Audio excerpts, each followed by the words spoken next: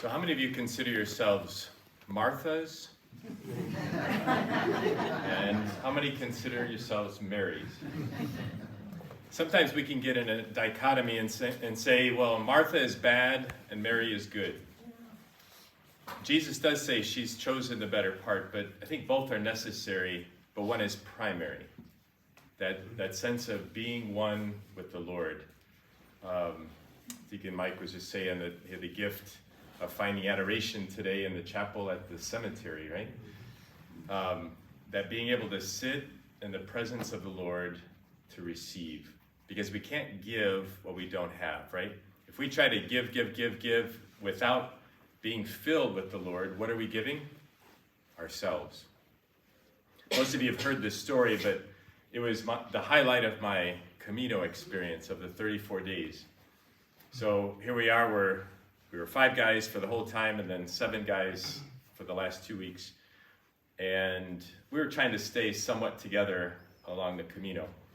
And for some reason, I was starving for a smoothie. And we're walking along, and many places along the way, people set up shops and, they're selling fruit, and I wish they had more protein bars. If you're looking for a good business, buy a bunch of protein bars and take them to Spain. So we came upon this, it's like an old house, and the man had set up a bunch of fruit and things, and they had bananas there. So I walked in, I was going to get a banana.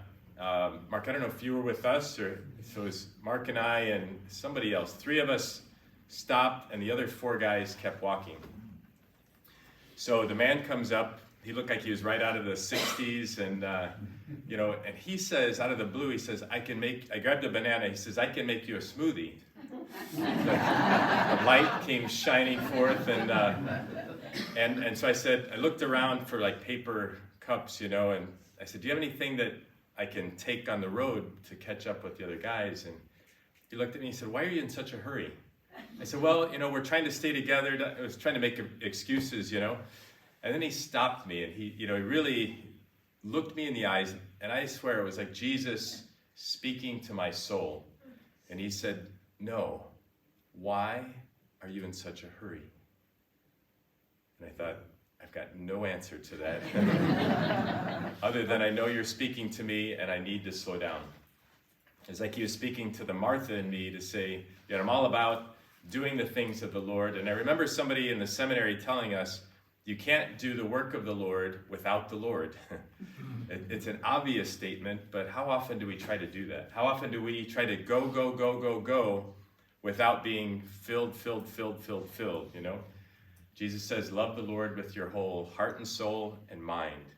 And so how do we fill up our heart and soul? I think it's through this quiet prayer, this silence. What Mary did here, sitting at the foot of the Lord and just listening and receiving.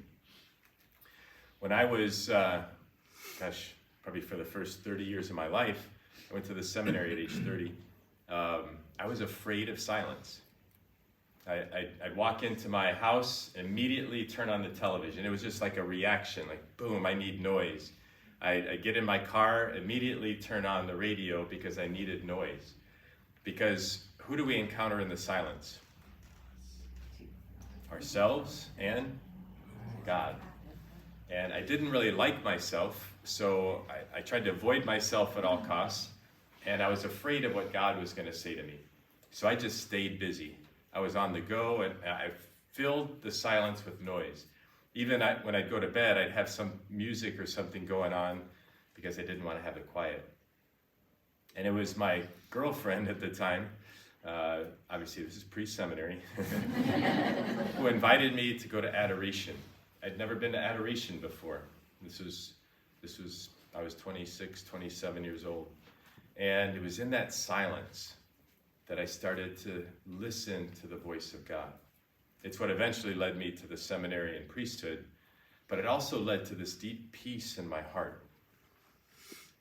God told me, as we've shared, you're my beloved son in whom I delight. He also just fills me with his love and peace in order then to go give it away. And so when I was vocation director, almost every young man I spoke to and interviewed would say, Father, I was sitting in adoration and I started to hear God speak to my heart. How often do we slow down?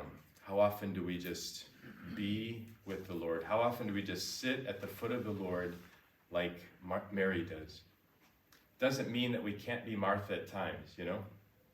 If we don't have Marthas, things will never get done. But the Marthas need to be Mary at some point. And I'm not speaking to you. I'm speaking to me and to all of us, you know, all of us who are, working in the vineyard of the Lord in whatever place we are. We need to let him be the Lord of our lives. We need to let him speak to that deepest place of our hearts. It's interesting to hear. I always remember Bishop Barron's words. Martha says, "Lord, do you not care that my sister has left me by myself to do the serving? Tell her to what? Help me." And Bishop Barron says, when we're telling the Lord what to do, we're in a bad spiritual place, right? Tell her to help me. And I can relate to that so well, that Martha in me that wants to be in control, orchestrating, being a mayor of the world, right? And the Lord's saying, just be you. I'm the king of the universe. You have your role, but just play your role. Stay in your lane. Do what I've created you to do. Be the best you can be. And you know what that leads to? Just this great sense of peace. We don't have to do it all. We're not in control. And the one who loves us more than we can possibly imagine, the one who created us in his image and likeness, he's the one that's in charge. And he has this beautiful plan for our lives if we can just surrender and let him, let him lead. Mike Sweeney, we have our Catholic baseball camp coming up just a week from Monday.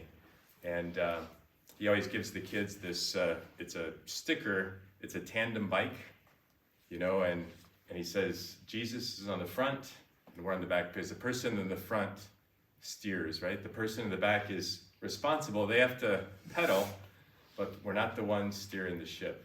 And I think that's a great image for today. As Marys, we receive, we let the Lord love us. As Martha, then we have to pedal, but we're allowing the Lord to steer the ship. Let him be the king of the universe, and let us abide in him, for he loves us.